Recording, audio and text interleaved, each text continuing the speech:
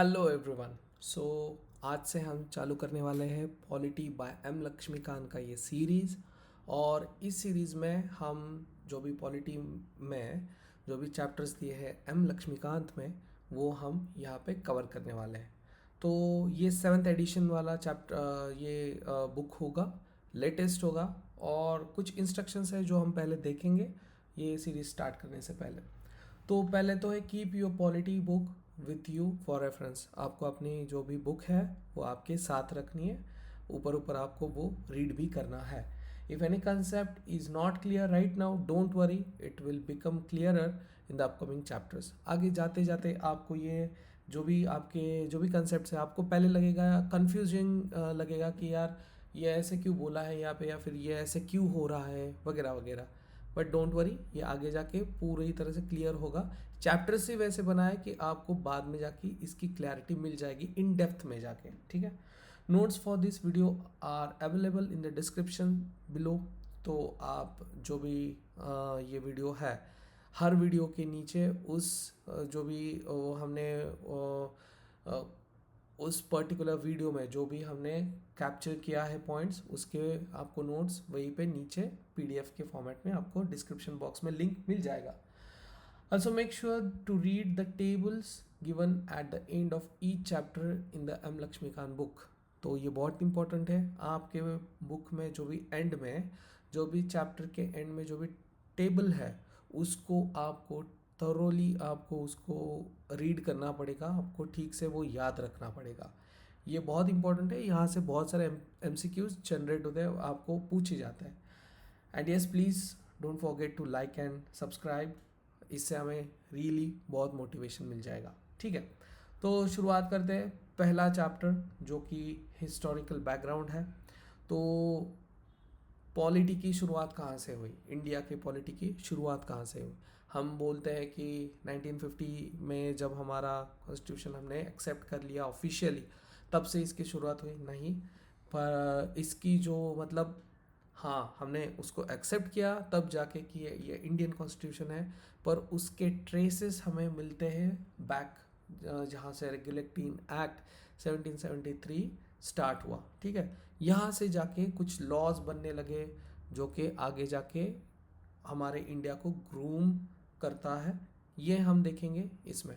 और एक बात बतानी है, जो भी हमारी कॉन्स्टिट्यूशन है एज अ नए जो बिगिनर्स है उनके लिए है कि जो भी हमारे कॉन्स्टिट्यूशन अभी बनाई है उसमें जो भी है, वो कॉन्स्टिट्यूशन के बहुत सारे ऐसे लॉज है जो कि हमने कॉन्स्टिट्यूशन बनने के पहले जो भी एक्ट्स थे या फिर रेगुलेशंस थे, जो भी ब्रिटिश गवर्नमेंट ने जो ऑर्डर किए थे, वो बहुत सारे हम अभी भी यूज़ में लाते हैं।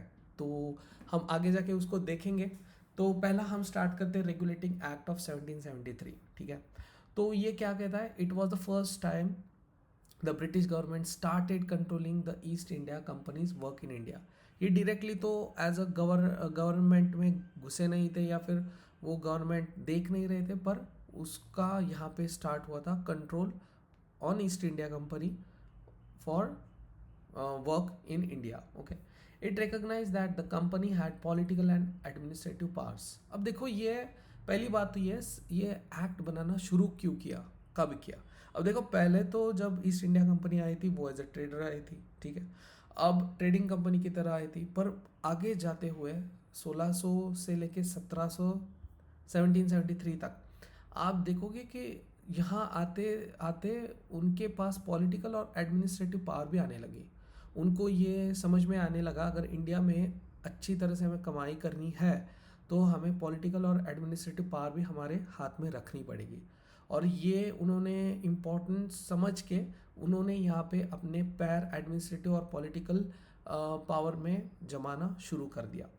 तो ये जब ब्रिटिश गवर्नमेंट को जब ये रियलाइज़ हुआ कि यार ये सिर्फ एज अ ट्रेडिंग कंपनी नहीं, अब ये तो पॉलिटिकल और एडमिनिस्ट्रेटिव पावर भी इंडिया की इनके हाथ में आ रही है, तब जाके उसको रेगुलेट करने का शुरुआत ब्रिटिश गवर्नमेंट ने शुरू कर दिया।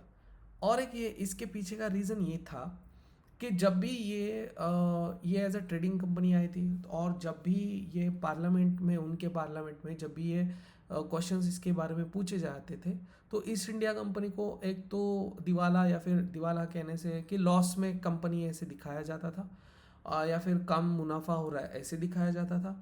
लेकिन अगर देखा जाए तो उसके जो भी ऑफिशियल्स थे, जो भी उसके जो भी वहाँ से ऑफिशियल्स यहाँ पे काम करने के लिए आए थे, वो बहुत वहाँ यहाँ आके रिच हो गए थे, वो उन्होंने बहुत सारा पैसा यहाँ से कमाया था।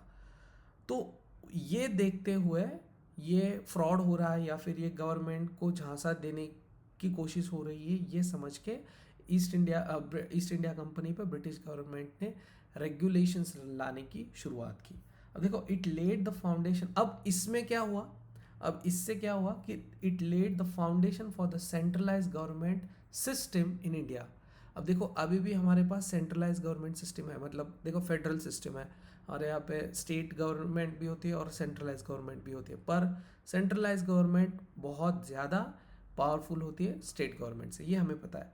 तो मैंने पहले भी बताया था कि हमें जो भी हमारे कॉन्स्टिट्यूशन में जो भी कॉन्स्टिट्यूशन लिखा है उसके ट्रेसेस हमें बैक ट्रैक करके हमें मिलते हैं। तो ये इसका एक एग्जाम्पल है कि हमारी सेंट्रलाइज गवर्नमेंट जो थी वो उसकी शुरुआत उसकी शुरुआत यहाँ से कुछ कुछ देखने के लिए हमें पड़ेगी, ठीक है।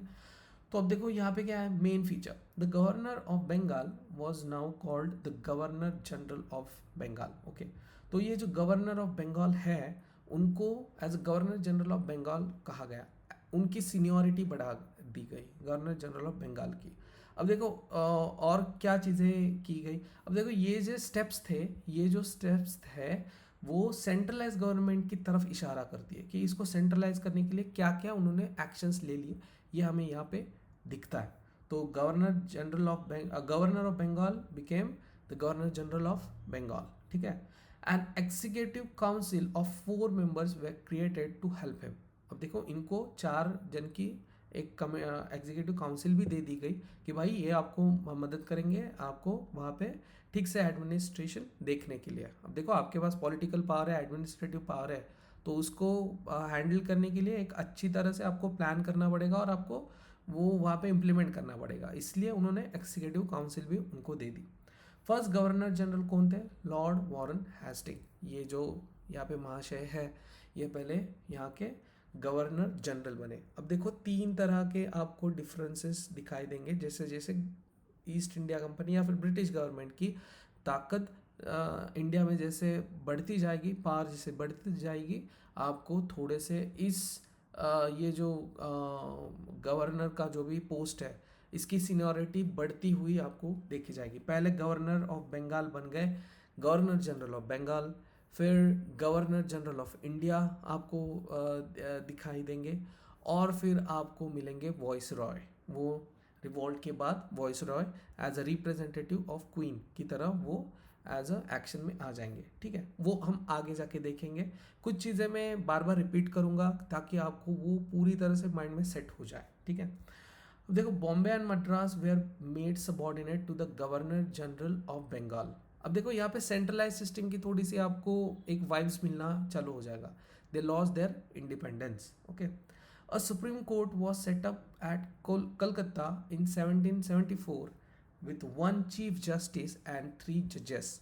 तो देखो हमारी जैसे सुप्रीम कोर्ट है जहाँ पे सारे इंपॉर्टेंट जो हायर लेवल के जो भी डिसीजंस है वो वहाँ पे किए जाते हैं, ऑर्डर्स निकाली जाती है। तो उसी तरह से सुप्रीम कोर्ट कहाँ पे पहला बना, तो वो कलकत्ता में सेटअप किया गया, ठीक है।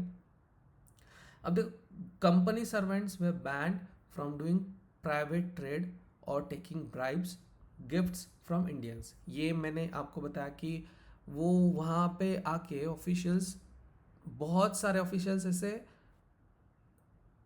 कुछ तो जुगाड़ करके कैसे भी करके इंडिया आने के लिए चाहते थे। क्यों? उनको पता था कि भाई इंडिया में इतना पैसा है, ट्रेड बहुत अच्छा है, चलो इंडिया जाते हैं, वहाँ पे पैसा कमाते। और उनका तो सारा पैसा कमा के वो रिच हो जाते थे, उनका पैसा ही पैसा हो जाता था। पर ईस्ट इंडिया कंपनी का तो दिवाला या फिर बहुत कम प्रॉफिट है ऐसा दिखता था, इसलिए ये पहली चीज़ उन्होंने बंद कर दी। The company's court of directors had to regularly report to the British government about India's revenue, military and administration। तो जो भी इंग्लैंड या फिर ब्रिटेन में जो भी कोर्ट ऑफ डायरेक्टर्स थे जो वहाँ से रूल करते थे ये ईस्ट इंडिया कंपनी को, उनको रेगुलरली रिपोर्टिंग करना पड़ रहा था अब रेगुलेटिंग एक्ट ऑफ 1773 की वजह से ब्रिटिश गवर्नमेंट को, related to India's revenue, military and administration. जो भी उन्होंने पैसा कमाया है वो अभी मिलिट्री की वहाँ पे स्टेटस क्या है, रेवेन्यू कितना है और एडमिनिस्ट्रेशन कैसे चल रहा है, वो उनको यहाँ पे बताना पड़ता था। अब देखो हम आएंगे अमेंडमेंट एक्ट ऑफ 1781 पे, ठीक है। अब देखो क्या हुआ, 1773 का जो हमने पहले अभी जो एक्ट देखा उसके बाद बहुत सारे कन्फ्यूजन्स हो गए जुडिशियल और एडमिनिस्ट्रेटर्स के बीच में, ठीक है। तो उसको सॉल्व करने के लिए ये 1781 का एक्ट लाया गया, ठीक है। तो ये क्या है हम देखेंगे, ये अमेंडमेंट है। अमेंडमेंट माने कि कुछ चेंजेस कर दी, जो भी पहले से कोई रूल है, एक्ट है, उसमें चेंजेस किए गए, ऐसे हम देखते हैं इसको। This act was made to fix the problems cause by the regulating act of 1773। अब क्या है प्रॉब्लम्स वो देखेंगे हम। It clearly separated the power of supreme court and the governor general's council. अब देखो इनमें क्लैशेस होने लगे कि भाई ये कुछ काम करते थे या फिर कुछ लॉ लगाते थे जो पब्लिक है उन पे, गवर्नर जनरल और उसकी काउंसिल, और उसको चैलेंज किया जाता था सुप्रीम कोर्ट में, और फिर सुप्रीम कोर्ट अलग सा को ऑर्डर देती थी, जिसकी वजह से फिर ये बंदे जो है, ये जो गवर्नर है और उसकी जो काउंसिल है वो डिफ़िकल्टी में आती थी, अब क्या करें, कैसे रूल करें। तो ये थोड़ा सा कॉन्फ्लिक्ट्स को देखते हुए कुछ चेंजेस किए गए। तो हम देखते हैं the governor general in his council and company servants way protected, the supreme court couldn't जज them for their official actions. तो ये तो क्लियर है कि जो भी वो ऑफिशियल इसमें रहते हुए जो भी काम कर रहे हैं उस पे उसको सुप्रीम कोर्ट में चैलेंज नहीं किया जाएगा अब से, ऐसे वो बताया गया।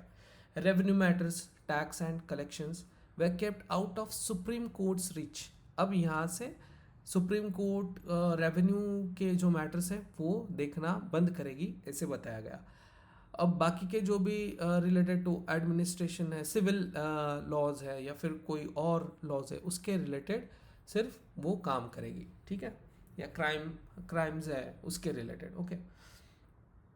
तो the supreme court could control all people living in Calcutta, ठीक है, but it had to use their personal religious law.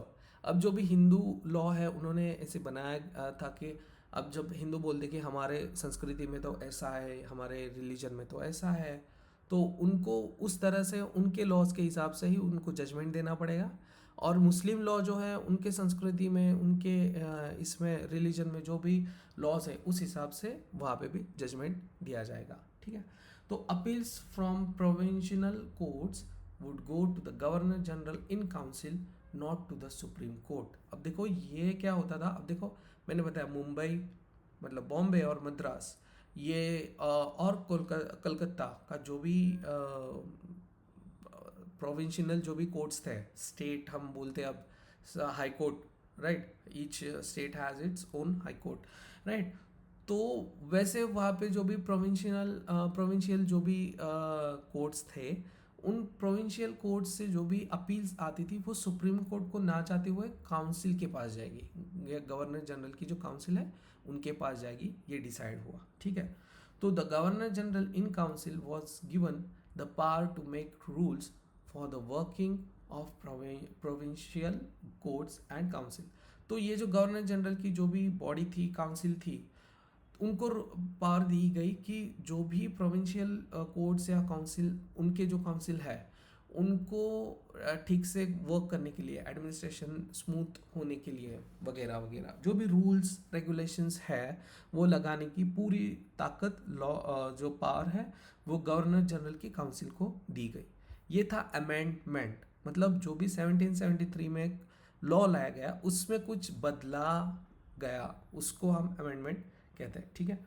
तो ऐसे आगे जाके हमें बहुत सारे अमेंडमेंट देखने हैं, अमेंडमेंट क्या होती है, उसका इम्पोर्टेंस क्या है, ये आगे जाके हमें बहुत सारा पढ़ना है। पर ये अमेंडमेंट याद रखना, ये आगे जाके इसका रोल बहुत बड़ा है हमारे आज तक के कॉन्स्टिट्यूशन में जितने भी चेंजेस किए गए हैं उसके रिलेटेड, ठीक है, हम ये आगे जाके देखेंगे। अब आएगा Pitt's India act of 1784। This act separated the business and government rules of the East India company. अब देखो 1784 आते आते ईस्ट इंडिया कंपनी का जो एरिया था वो बढ़ता जा रहा था। ये रियलाइज़ होने लगा कि भाई इनके पास बहुत सारा अब एरिया जो है वो हाथ में आ रहा है। तो इसको थोड़ा सा फाइन ट्यून करने के लिए ये एडमिनिस्ट्रेशन और बिजनेस दोनों को भी फाइन ट्यून करने के लिए ये पिट्स इंडिया एक्ट को लाया गया। अब देखो it created a double government system, two different bodies handle two different tasks, right. अब देखो हमारे यहाँ पे डबल गवर्नमेंट कैसे बोलते हैं कि सेंट्रल गवर्नमेंट में भी कोई रूलिंग पार्टी है और उसका ही अगर बंदा स्टेट में भी आ गया, सीएम हो गया, तो हम कहते हैं डबल गवर्नमेंट। अब ऐसे कभी कभी हम बोल देते हैं, राइट। तो वैसे डबल गवर्नमेंट कैसा है, यहाँ पे डिफरेंट है। यहाँ पे क्या है कि दो डिपार्टमेंट्स बनाए गए, एक तो है बिजनेस का पूरा काम वो देखेगी, और एक है गवर्नमेंट का काम, मतलब सिविल राइट्स रिलेटेड या फिर गवर्नमेंट के रिलेटेड, आर्मी, रेवेन्यू, उसके रिलेटेड एक काम करेगी team, right.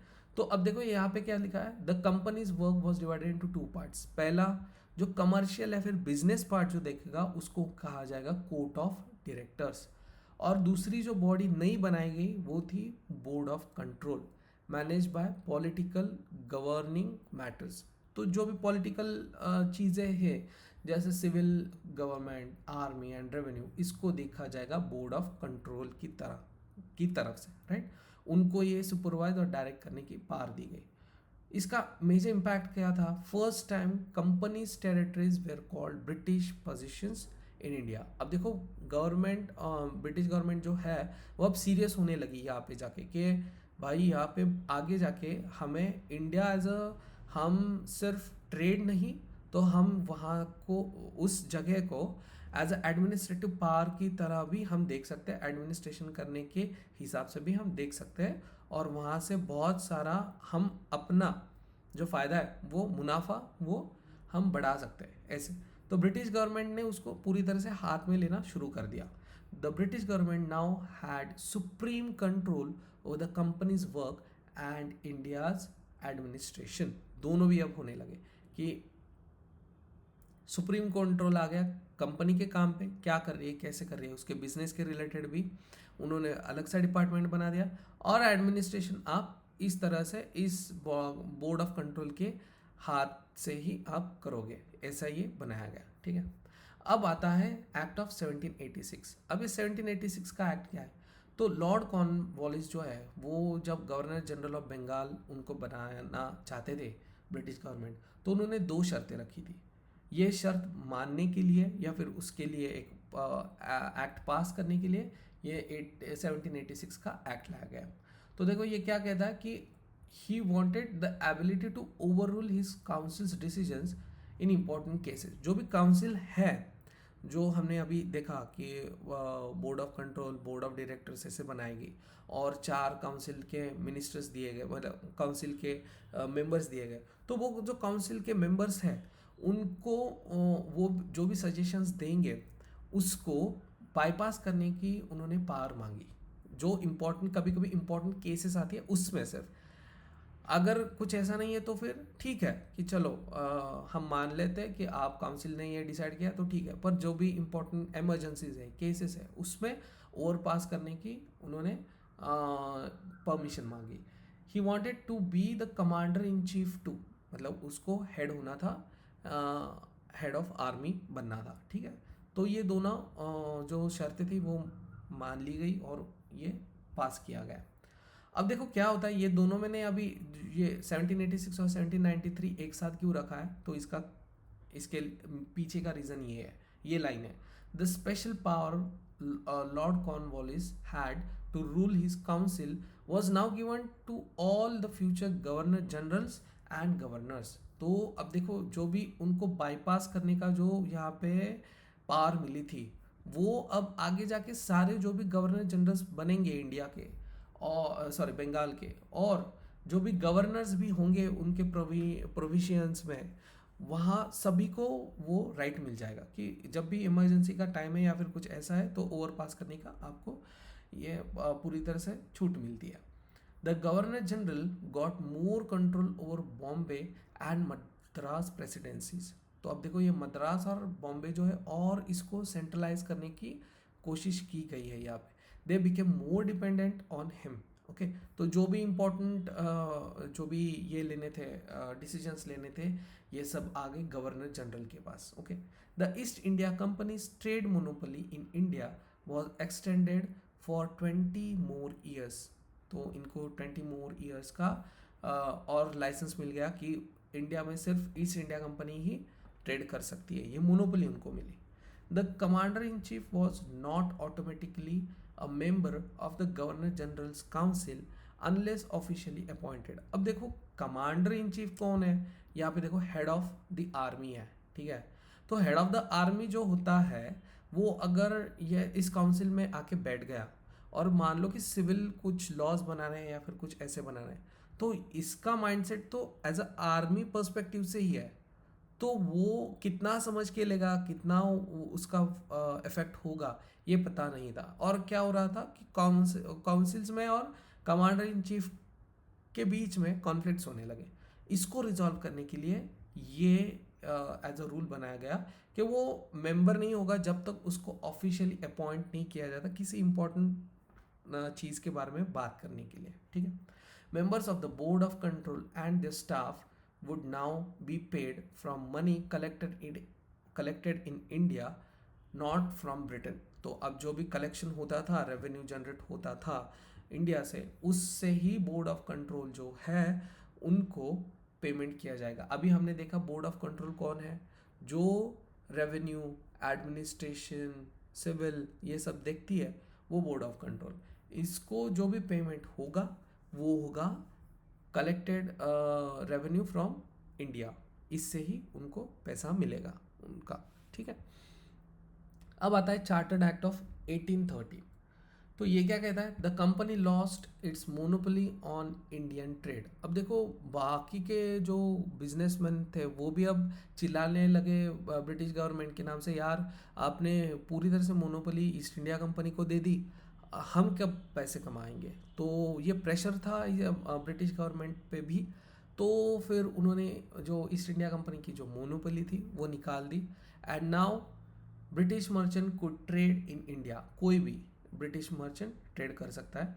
But the company still kept control over tea trade and trade with China. तो चाय और चाइना हम कहते हैं वो सिर्फ उनके हाथ में रहेगा, बाकी सब ओपन हो गया ब्रिटिश मर्चेंट्स के लिए।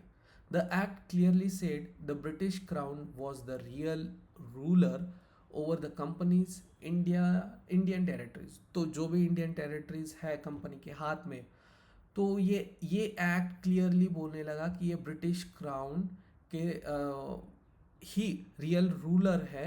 इंडिया कंपनी के थ्रू ब्रिटिश क्राउन ही इसका जो रियल रूलर है वो ब्रिटिश गवर्नमेंट है या फिर ब्रिटिश क्राउन है। कंपनी के वो कहते हैं ना, हमने कंपनी के कांधे पे उन्होंने बंदूक रख के ये काम करवा लिया उस हिसाब से। तो पीछे बैकग्राउंड में तो ब्रिटिश क्राउन ही है, पर कंपनी को आगे किया है, फ्रंट फेसिंग कंपनी है, ऐसे यहाँ पे क्लियरली मेंशन हो गया।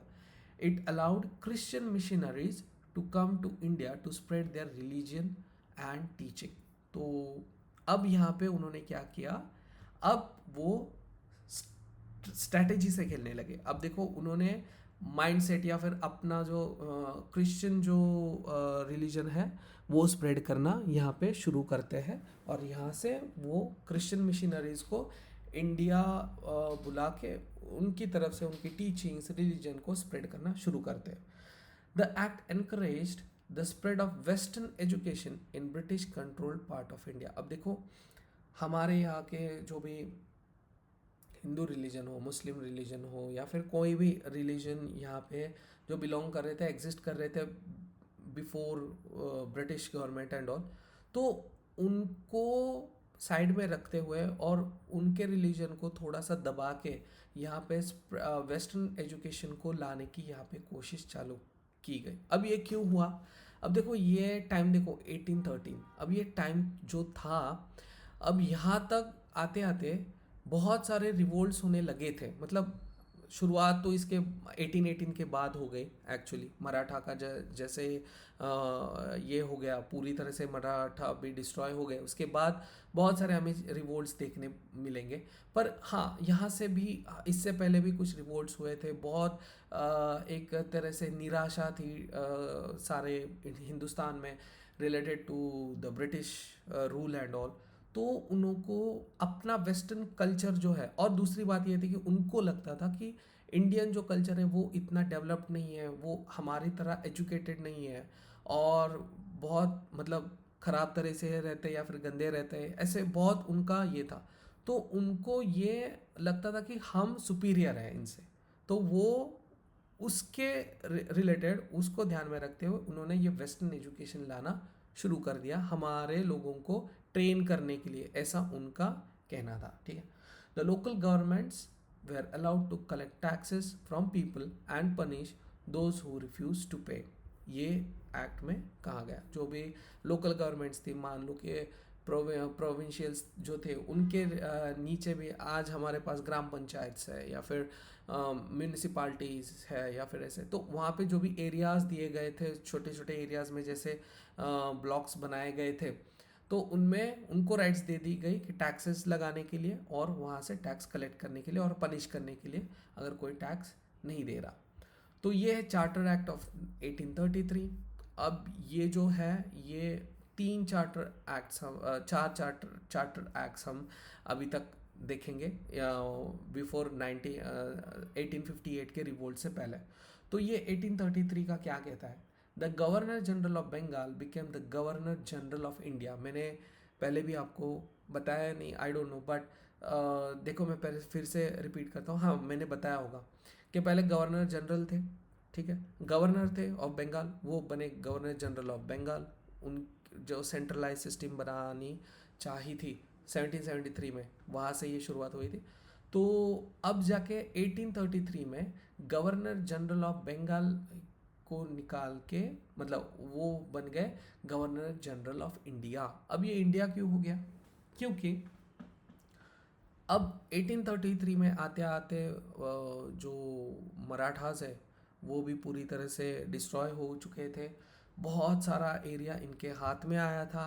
अब बचे कुछ कुछ और जो राजा महाराजा थे वो थे, उनको सिर्फ निकालना था, बाकी तो सब इनके हाथ में आया था।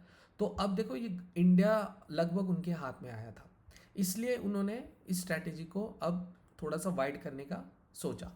तो gaining full control over all British territories in India, the first time there was a central government for all British India. तो अब देखो यहाँ पे गवर्नर जनरल ऑफ इंडिया जो है ये बन गया बॉस सभी का, जो भी इंडियन टेरिटरीज है उनका बॉस बन गया ये। अब ये जो लॉर्ड विलियम बेंटिक्स जो है, ये बेंटिक बन गए यहाँ के महाराजा की तरह, मतलब हम कह सकते हैं हमारे प्रेसिडेंट जैसे, वैसे ये बन गया भाई। और इंडिया के जो भी फर्स्ट गवर्नर है, ये गवर्नर जनरल ऑफ इंडिया है, वो ये lord William Bentinck. The governors of Bombay and Madras lose their law making power. अब देखो उनके पास से ये पावर ली गई, ठीक है। The governor general of India got exclusive legislative power over all British India. तो देखो अब देखो हमारे इंडिया में तीन प्रकार के सिस्टम्स चलते हैं। एक तो है लेजिस्लेटिव, एक होता है जुडिशियल, और एक होता है एडमिनिस्ट्रेटिव, ठीक है। तो जो लेजिस्लेटिव है वो आ गया पूरी तरह से, मतलब लॉ मेकिंग जो है ये आ गया गवर्नर जनरल ऑफ इंडिया के हाथ में पूरी तरह से, ठीक है। तो जो लेजिस्लेटिव, एग्जीक्यूटिव और जुडिशियल, ऐसे तीन पार्ट्स में हमारे इंडिया को जैसे फ्रीडम मिल गया, कॉन्स्टिट्यूशन आ गया, तब से ये तीन डिफरेंट डिपार्टमेंट्स की तरह हमारा इंडिया रन होता है। तो हम वो आगे जाके देखेंगे। पर जो लॉ मेकिंग पावर है, जो लेजिस्लेटिव पावर है, ये पूरी तरह से किसके हाथ में आ गई? यहाँ पे गवर्नर जनरल ऑफ इंडिया के हाथ में। Earlier laws were called regulations. देखो अब तक जो हमने देखा पहले रेगुलेशंस थे, new ones were called acts. अब यहाँ से आगे जो भी बनेंगे वो एक्ट्स बनेंगे। The East India company stop being a business and become just an administrative body managing territories. अब देखो इनके हाथ में, अब इनका फैलाव तो अच्छा हुआ था, इनके जो क्या हो नेट जो है वो पूरी तरह से पहुंच गई थी बहुत, इसमें जो मैश है या फिर हम कहते हैं कि कनेक्शंस है वो पूरी तरह से इनके बन चुके थे। तो अब इनको बनाया गया कि आप बिजनेस अब बंद करो, अब हम देखेंगे, आप सिर्फ एडमिनिस्ट्रेशन देखो, ऐसे बताया गया। The company held India's land in trust for the British crown, clearly बोल दिया जाता है कि आप सिर्फ इसको एडमिनिस्ट्रेशन देखो, हम देखते हैं बाकी का सब। The act tried to start open competition for civil services job and said Indians should be allowed to hold government positions, but this was later blocked by the company's court of directors। जो business देखते थे court of directors हमने देखा था, ठीक है, उन्होंने ये डिनाई कर दिया कि भाई ये मत करो अभी, और ये जो कंपटीशन है या फिर सिविल जो भी, मतलब उनको ये डर लगता था कि अगर इंडिया के ही बंदों को हमने ट्रेन कर दिया और अगर वो एज अ हेड पोजीशन पे, देखो आईएएस आईपीएस ऑफिसर्स के हाथ में बहुत सारा पावर रहता है, और वो ये बन गए सिविल सर्वेंट्स अगर बन गए तो फिर ये हमारे लिए बहुत ही दिक्कत का काम होगा, तो ये मत करो, ठीक है, ऐसा बताया गया। अब आया चार्टर्ड एक्ट ऑफ 1853, ये आज का लास्ट का टॉपिक है, हम देखेंगे इसके बाद जो रिवोल्ट के बाद के जो भी एक्ट्स हैं वो हम अगले सेशन में करेंगे। For the first time, the Governor General's Council was split into two parts. One part for executive administration work, another part for legislation making laws, called the Indian Central Legislative Council, like a small parliament. Okay, तो अब देखो यहाँ पे point आता है कि मैंने अभी अभी अभी आपको बताया था कि एग्जीक्यूटिव पावर, लेजिस्लेटिव पावर और जुडिशियल पावर, ये तीनों पावर्स जो है जो कि बेस होते हैं किसी भी कंट्री को चलाने के लिए, तो इसको सेपरेट रखा है हमारे इसमें कॉन्स्टिट्यूशन में, ठीक है। तो उसकी शुरुआत या फिर आपको उसका ब्लेंड या फिर उसके वाइब्स यहाँ पे मिलने चालू हो गए कि यार one part for executive administration का जो पार्ट है वो अलग कर दिया गया, और लेजिस्लेशन जो पार्लियामेंट हमारी है वो क्या करती है, लॉज बनाती है, राइट, तो वो अलग बना दिया, ठीक है। The act introduced open competition for civil service jobs allowing Indians to compete and join. अब देखो यहाँ आते आते ये अब रियलिटी में आने लगा कि सिविल सर्विसेज जो है उसमें इंडियंस को भी थोड़ा सा पार्टिसिपेट करने का मौका मिलना चाहिए। This led to the formation of a Macaulay committee in 1854 to look into the civil service। तो मैकॉले जो थे उनके अंडर एक कमेटी बनाई दी गई, और उस कमेटी के थ्रू ये कैसे उसको रन किया जाए, क्या किया जाए, इसके बारे में थोड़ा सा छानबीन किया गया या फिर रिसर्च किया गया। The company's rule was extended and it was said that the company held India in trust for the British Crown, but no fixed time limit was given, meaning Parliament could end company's rule anytime। मतलब अब देखो 20-20 साल का अब हम नहीं रखेंगे ये टेनोर, या फिर हम जैसे बोलते हैं तो हम ऐसे आपका कुछ कॉन्ट्रैक्ट नहीं रखेंगे। अब आपको जब तक हम नहीं बोलते कि यार आप बंद करो, अब आप अपना बोरा बिस्तरा बांध के अब आप आ जाओ ब्रिटेन वापस, हम जब तक नहीं बोलते आप तब तक वहाँ पे रूल करोगे under the trust of British crown, for the trust for the British crown. Okay, तो ये उनको बताया गया। तो मैं तो ये कहूँगा कि ये ज़्यादा दिन टिका नहीं, क्योंकि 53 के बाद 58 में फिर से एक ये आता है रूल आता है, और पूरी तरह से जो ईस्ट इंडिया कंपनी है ये यहाँ से पूरी तरह से आउट हो जाती है इस गेम से, और पूरी तरह से ब्रिटिश गवर्नमेंट जो है यहाँ पे कंट्रोल ले लेती है।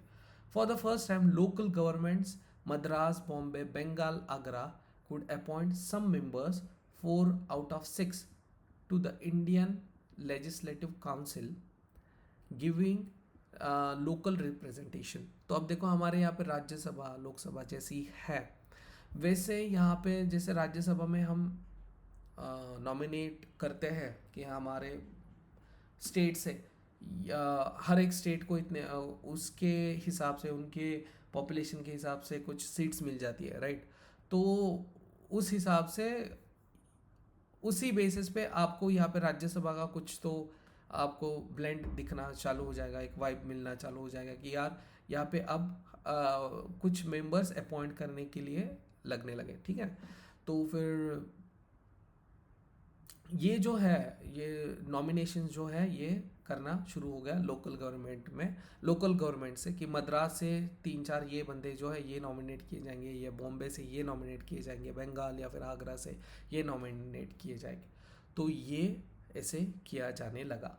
तो हमने कुछ चीज़ें यहाँ पे जो है, ये जो हमारा गवर्नमेंट ऑफ इंडिया एक्ट आएगा 1858 में, इससे पहले के जो भी एक्ट्स हैं वो हमने देखे। हमने 4 चार्टर्ड एक्ट्स देखे, 2-3 एक्ट्स देखे, एक अमेंडमेंट देखा। तो 1773 से ये जर्नी चालू हो गई रेगुलेटिंग एक्ट्स की, और ये जाके ख़त्म होगी हमारी 1935 में, राइट। तो 1935 का लास्ट का जो भी हमारा एक्ट है, गवर्नमेंट ऑफ इंडिया एक्ट, वो हम देखेंगे। तो अभी के लिए तो बस यहीं पे हम रुकते हैं, अगले सेशंस में हम ज्वाइन करेंगे। आपके जो भी डाउट्स हैं वो आप कमेंट में डाल सकते हैं। और जैसे मैंने बोला, जो भी एंड में हर एक चैप्टर के एंड में जो भी टेबल है वो भूलना मत, उसको रीड करना, वो बहुत इंपॉर्टेंट है, ठीक है। हर एक टेबल इंपॉर्टेंट है लास्ट का, तो प्लीज़ वो भी आप रेफर करना। Thank you everyone, have a nice day, bye.